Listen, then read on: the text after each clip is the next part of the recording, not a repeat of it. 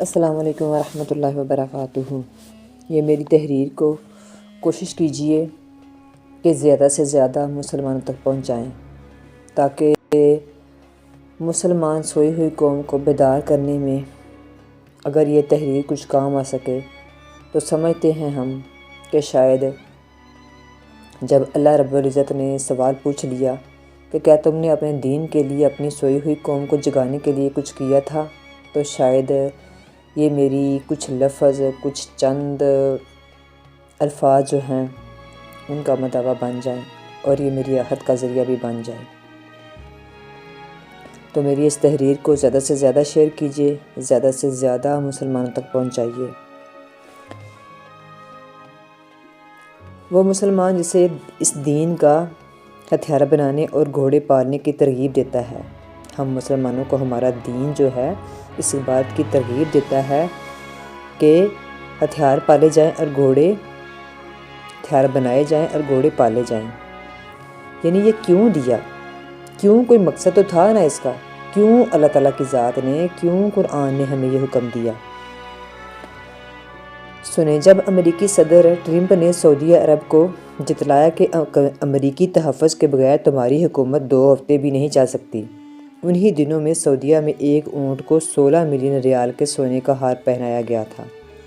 اسلام کا کتنا عبرتناک منظر تھا جب عباس خلیفہ متسم باللہ دور حکومت 640 تا 656 ہجری آہنی زنجیروں اور بیڑوں میں جکڑا ہوا چنگیز خان کے پوتے ہلاکو خان کے سامنے کھڑا تھا۔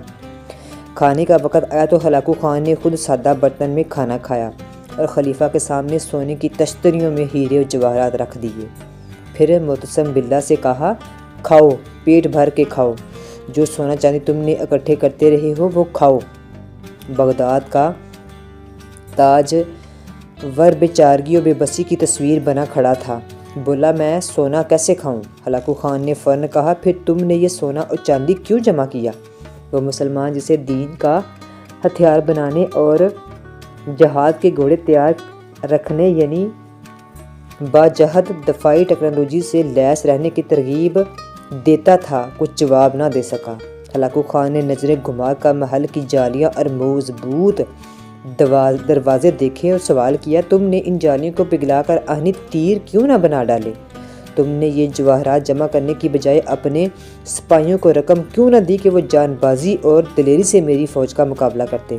خلیفہ نے تعصب سے جواب دیا، اللہ کی یہی مرضی تھی۔ ہلاکو خان نے کڑک قدار لہجے میں کہا، پھر جو تمہارے ساتھ ہونے والا ہے وہ بھی خدا کی مرضی ہوگی۔ ہلاکو خان نے متسم باللہ کو مخصوص لبادے میں لپیٹ کر گھوڑوں کی ٹاپوں تلے رندوا ڈالا اور چشمے فلک نے دیکھا کہ اس نے بغداد کو قبرستان بنا ڈالا۔ ہلاکو خان نے کہا کہ آج میں نے بغداد کو صفحہ ہستی سے مٹا ڈالا ہے اور اب دنیا کی کوئی طاقت اسے پہلے والا بغداد نہیں بنا سکتی، اور ایسا ہی ہوا۔ تاریخ تو فتوحات گنتی ہے، محل، لباس، ہیرے جواہرات اور انواع و اقسام کے لذیذ کھانے نہیں۔ رسول اللہ صلی اللہ علیہ وآلہ وسلم، اصحاب بارک وسلم کے گھر کھانے کو کچھ نہیں ہوتا تھا مگر دیواروں پر تلواریں ضرور لٹکی ہوتی تھیں۔ ذرا تصویر اس کو دیکھیں اور تصور میں لے کے آئیں کہ جب یورپ کے چپے چپے پر تجربہ گاہیں اور تحقیقاتی مراکز قائم ہو رہے تھے، تب یہاں ایک شہنشاہ دولت کا سہارا لے کر اپنی محبوبہ کی یاد میں تاج محل کی تعمیر کروا رہا تھا، اور اسی دوران برطانیہ کا بادشاہ اپنی ملکہ کے دوران ڈلیوری فوت ہو جانے پر سرج کے لیے کنگ ایڈورڈ میڈیکل سکول کی بنیاد رکھ رہا تھا۔ جب مغرب میں علوم و فنون کے بم پھوٹ رہے تھے، تب یہاں تانسین جیسے گویے نت نئے راگ ایجاد کر رہے تھے اور نوخیز خوبصورت اور پرکشش رقصائیں شاہی درباروں کی زینت اور شان بنی ہوئی تھیں۔ جب انگریزوں، فرانسیسیوں اور پرتگالیوں کے بحری بیڑے برصغیر کے دروازے پر دستک دے رہے تھے، تب ہمارے ارباب اختیار و شراب و کباب اور جنگ و رباب سے مدہوش پڑے تھے۔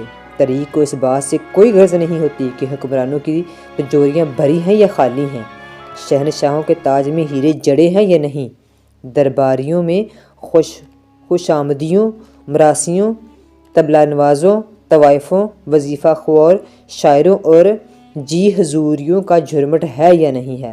تاریخ کو صرف کامیابیوں سے غرض ہوتی ہے اور تاریخ کبھی عذر قبول نہیں کرتی۔ یاد رکھیں، جن کو آج بھی دولت سے لگاؤ اور طاغوت کی غلامی کا چسکا ہے، ان کا حال عباسی خلیفہ معتصم باللہ سے کم نہیں ہوگا۔ سوئی ہوئی امت کو جگانے کے لیے، امت مسلمہ کو بیدار کرنے کے لیے، اس امت میں غیرت کی روح کو پھونکنے کے لیے اور اللہ کی زمین پر اللہ کا قانون نافذ کرنے کے لیے میری اس تحریر کو مختلف لوگوں، مختلف گروپس میں ضرور شیئر کیجیے گا۔